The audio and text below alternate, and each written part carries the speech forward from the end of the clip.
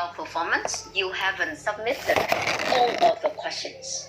You just stop at around more than 30 or 35 questions, and it is not enough for us to gain higher score. So it is not only about the accuracy, but then we also need to pay attention to the speed, because once again, they give you 60 minutes to finish 40 questions. And so far in the course, we have looked at most of the questions that you are going to have already. I just want to revise very quickly. Number one, it is a sentence completion or completion in general. We have sentence completion, notes completion, form completion, summary completion. So I say it is a completion in general. The second one that you have, it is true, false, or yes, no, not given. The third one that you have is heading matching. The next one that you have practiced before the midterm, it is matching. And we may have the beginning and ending. We also have the paragraph or the section matching. So they are the ones that you are definitely going to have in the test. And today it is the very last one that you have in terms of the specific question. And after that, for the next one, we are going to have the revision, okay, of the whole, rather than you just have the specific one. So have some revision before we have that in class. And today you can see that the handout that I have uploaded for you for reading number 7 and listening number 7, we have some important questions that you need to look at. For reading, it is a multiple choice question. You know that in one reading section, we have from 13 to 14 questions. And usually they can give you around 2 or 3 kinds of questions. Although multiple choice may not have a large number of questions in one section, but usually in one reading, they may give you around 3 or 4 questions of multiple choice. So pay attention to that. Now let's look at some of the exercises that I have prepared here for you. The first one. In this exercise, you will read a passage and answer the questions that follow. And the suggested time is 15 minutes. But once again, this one is just a practice in a real test. Among 13 to 14 questions of one section, they may give you around 3 or 4, rather than we have a lot or half of them. So in this one, the name of the first exercise is, are you a machine of many parts? And they divided this one into different paragraphs for you. And then after that, we have just the multiple choice. But let's look at this. If you remember at the very beginning of the course, I told you that multiple choice is very flexible. It means that they may ask you about main idea, they may ask you for specific details, they may ask you for inference. So we may be asked a lot of skills just under the multiple choice one. Number 1, what is the most important scientific progress in the 20th century? What is the most important scientific progress in the 20th century? This question is the specific one, the factual question. Xin nhắc lại này, mặc dù là dưới multiple choice nhưng chúng ta có thể hỏi các cái kỹ năng khác nhau các em ạ. Chứ không phải theo kiểu là multiple choice là chỉ dùng để hỏi về một kỹ năng đâu. Nên là bây giờ bọn mình sẽ cần phải nhìn xem người ta đang hỏi về cái gì và có khả năng nhận dạng. Câu hỏi số 1 này, what is the most important scientific progress in the 20th century?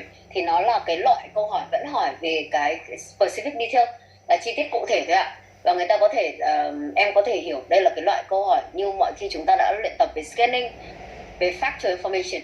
Similarly, in question number 2 or question number 3, what did Copernicus discover or what did Darwin discover? Still, it is a factual question for specific detail. However, let's look at question number 4. Which of the following is not one of the driving forces in the third great conceptual shift? Not. So this one is not factual question, but then they say it is the negative one. Negative factual information. Bởi vì ở đây họ không hỏi các em là cái gì đúng không ạ? Người ta hỏi là cái nào sau đây không là một trong những cái driving forces chẳng hạn. Thì những cái loại câu hỏi này có nhưng mà nó ít thôi, nhưng bọn mình cũng phải nhận dạng được là người ta đang hỏi các em về cái gì. cái gì nó không xuất hiện trong bài đọc hoặc cái gì nó không đúng, được chưa? Chứ nó không phải theo kiểu là chúng ta tìm cái đúng, thì nó có một cái loại hơi khác. Và đặc điểm nhận dạng của loại câu hỏi số 4 này là khi mà các em sẽ thấy chúng ta có từ not chẳng hạn, hoặc là đôi khi chúng ta sẽ có từ accept. Tất cả những cái sau đây đều được nhắc tới trong bài trừ cái gì thì người ta có cái từ accept chẳng hạn. Đấy, thì có hai từ quan trọng thường được dùng để nhận dạng cái loại negative factual information là chúng ta có not và accept.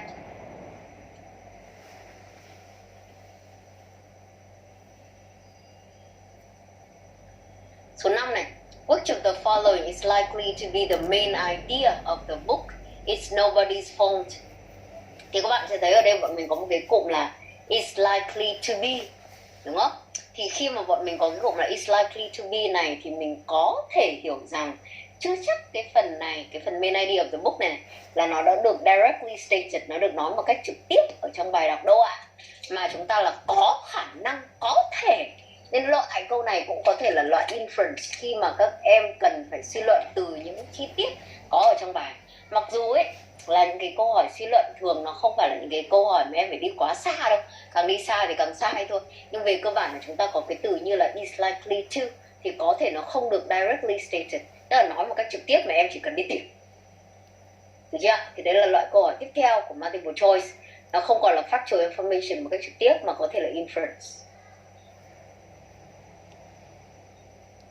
Number 6, how many people are taking Ritalin in the US? Still factual, I think.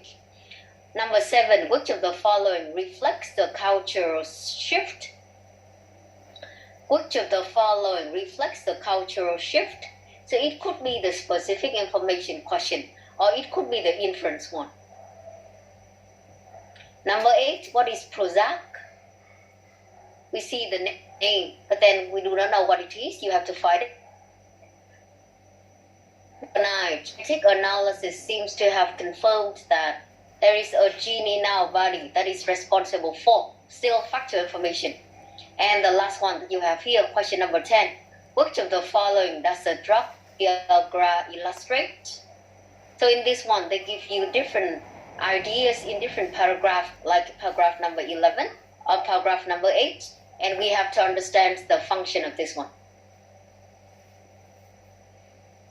Okay, so totally for this one we have 10 questions. Và hầu hết ấy, các bạn ơi, hầu hết khi đi thi thì bọn mình sẽ có những cái loại. Nếu nó là multiple choice thì có thể hỏi về factual information này, có thể hỏi về negative factual information này, có thể hỏi về main idea, trong bài này không có, nhưng có thể hỏi về inference, là cái câu hỏi mà mình có thể thấy ở câu số 5 hoặc là câu số 7. Còn đến câu số 10 khi người ta trích dẫn ra ở các đoạn này thì nó rất là hiếm. Thường thì mình không thấy cái loại này. Okay, so anyway, please do the question from 1 to 9. The most authentic one, number 10, go leave it there because we are not likely to have that in the real test. So now let's look at from 1 to 9, and you have around 12 minutes for this one. 12 minutes for the 9 questions. Please do them, and then after that, after the 12 minutes, we are going to have a check with each other and make sure that you have some clue to explain to your friends.